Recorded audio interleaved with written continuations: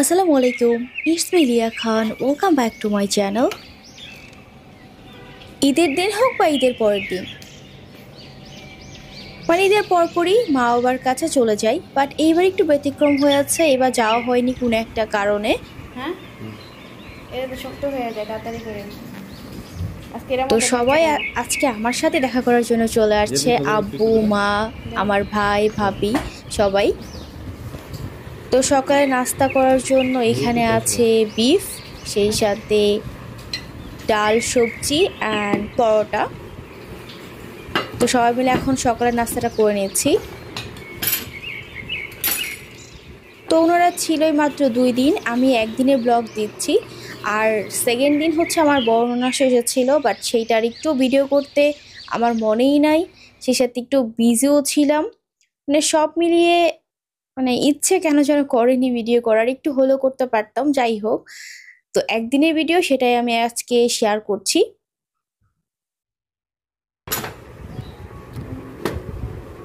এটা ছড়াও তো।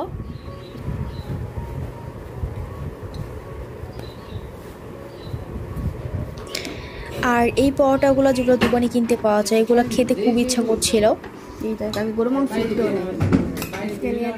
ডাল অ্যান্ড পরোটা, এই দুটো কম্বিনেশনটা এত জোস লাগে আমার কাছে। গরু মাংস আছে, আমি জাস্ট একটু ঝোল নিলাম, বাট ঝোল দিয়েও পরে খাওয়া হয়নি। ওই ডাল দিয়ে আমার বেশি ভালো লেগেছে। জলদি ভালো লাগে।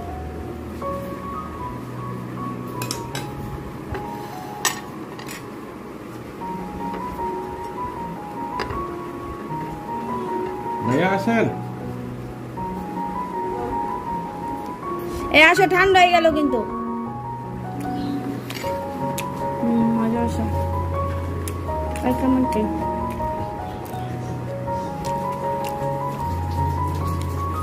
গরু মাংস কেমন লাগে?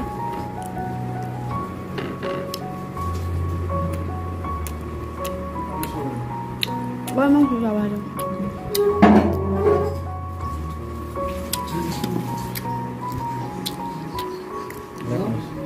আবার সরাই কিনে ঢাকা দিতে হবো। বাসায় যখন কোনো গেস্টের টাইম হয় আসার, সেই টাইমটাই কেন জানি হেল্পিং হ্যান্ডের কোনো খবর পাওয়া যায় না, পাত্তাও পাওয়া যায় না, হেল্পিং হ্যান্ডরা আসেও না।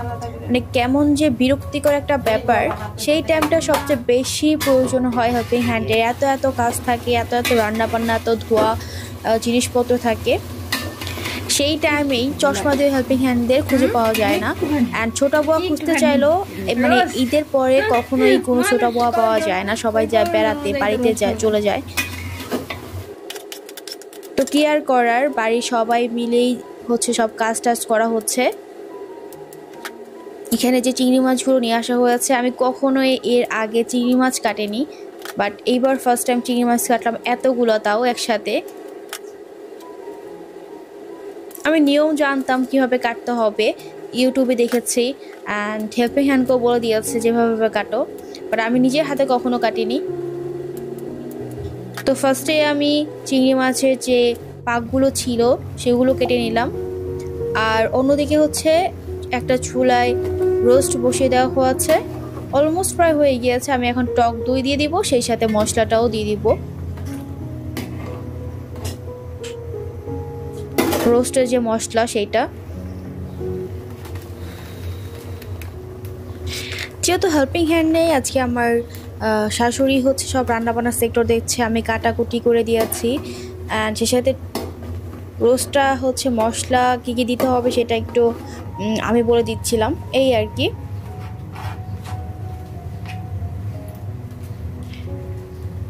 এখন চিংড়ি মাছের মাথার দিকটা যে ময়লাটা থাকে সেটা আমি বের করে নিচ্ছি এক এক করে সবগুলো। অ্যান্ড সেই সাথে মোস্ট ইম্পর্টেন্টলি চিংড়ি মাছের লেজের সাইড দিয়ে আমি একটু কেটে সবগুলো রক বের করে নেব। চিংড়ি মাছে কিন্তু রক থাকে লম্বা করে একটা, তো ওইটাও বের করে নিচ্ছি। আমার প্রপারলি পরিষ্কার না করলে সেটা খেতেও মানে কেমন একটা লাগে।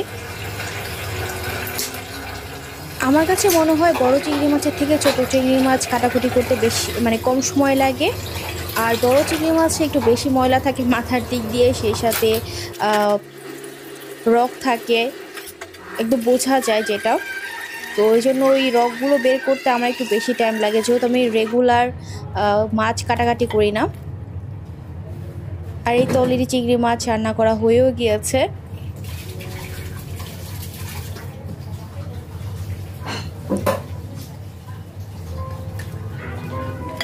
চিংড়ি মাছে একটু বেশি অ্যালার্জি, বাট আমার কাছে তো খুবই ভালো লাগে চিংড়ি মাছ খেতে, আমার মোস্ট ফেভারিট।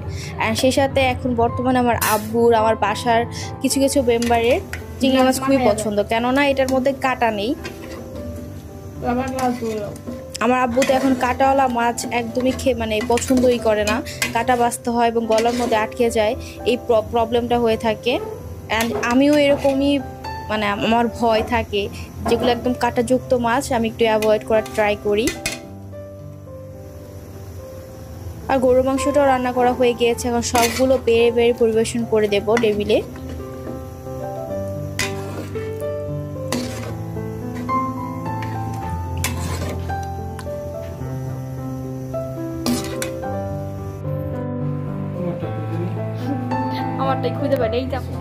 তো এই তো সব কিছু রান্না করার ডান। এখানে মাছ ভাজি, রোস্ট, গরুর মাংস, সেই সাথে ডিম ভুনা।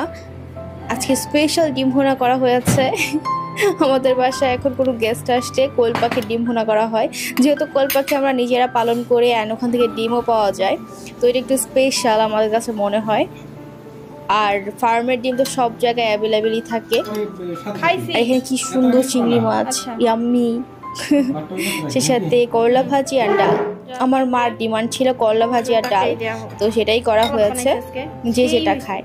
আর এই সালাডটা কিন্তু আমি তৈরি করেছি, অনেক সুন্দর করেই বানানো হয়েছে, একদম চিকন চিকন করে। আমার কাছে এইভাবে চিকন চিকন করে সালাদ তৈরি করলে খুব ভালো লাগে খেতে, আদারওয়াইজ আমি তেমন একটা শশা খাই না। এই তো খাবার রেডি, এখন সবার খাবারের পালা। আমার পেট ফুলবে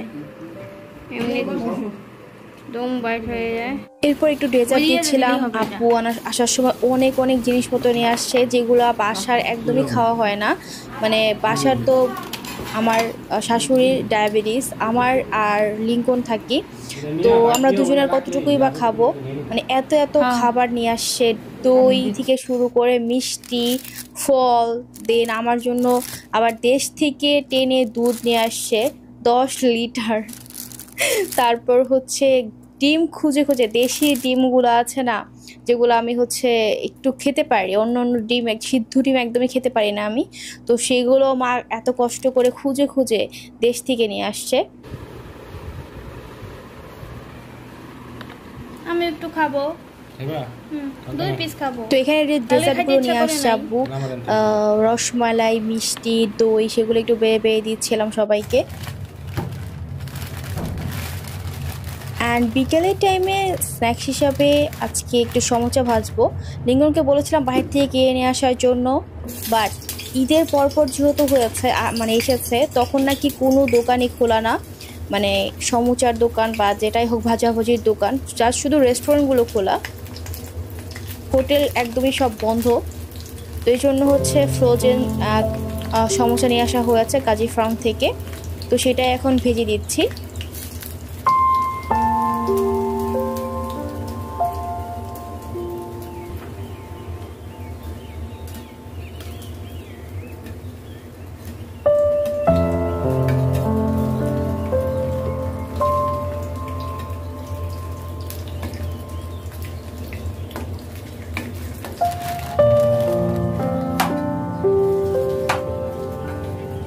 এর আগে কাজী ফার্মে যে সিঙ্গারাটা ছিল সেটা আনা হয়েছে, আমার কাছে তেমন একটা ভালো লাগেনি টেস্ট, যা শুধু 3 রকমের মেবি আলু, মটরশুঁটি আর গাজর এরকম কিউব কিউব করে সবজিটা কেটে দিয়েছিল, মানে তেমন একটা মশলাও দেয়নি, একটু হেলদি ওয়েতে বানানো ট্রাই করেছে, বাট আমার কাছে মজা লাগেনি। তো এবার এই জন্য হচ্ছে চিকেন সমোচা আনা হয়েছে, দেখা যাক এটা টেস্ট কেমন হয়। আর খুবই কিউট কিউট দেখতে ছোট ছোট সমোচা।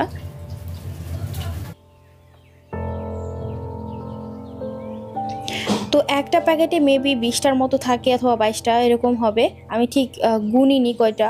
পরবর্তীতে কোনো ভিডিও শেয়ার করে দেব আমি যে কাচি ফার্মের চিকেন সমুচায় কয়টা থাকে বা দাম কত। আমি তাড়াহুড়ার মধ্যে ভেজেছি, এজন্য কিছুই দেখাই নেই, মানে দাম কত বা কেমন, মানে নেক্সট কোন ভিডিওতে এটা আমি বলে দেব। আর এই সমুচাটা, চিকেন সমুচাটা খুবই টেস্টি ছিল। এরপর বিকেলে নাস্তার জন্য কিছু ফ্রুটস কেটে নিচ্ছি।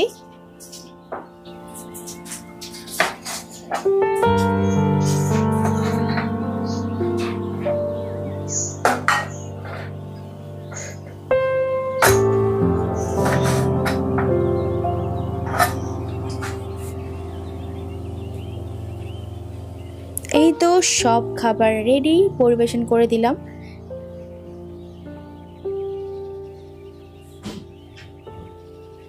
আর আব্বু আর ভাই যে তরমুজগুলো নিয়ে আসছে এত মিষ্টি ছিল, মানে এরকম তরমুজ হচ্ছে রোজার লাস্টে যে লিঙ্কন ছিল ওইটা ওরকমই ছিল, বাট এর আগে তরমুজগুলো খুবই বাজে ছিল।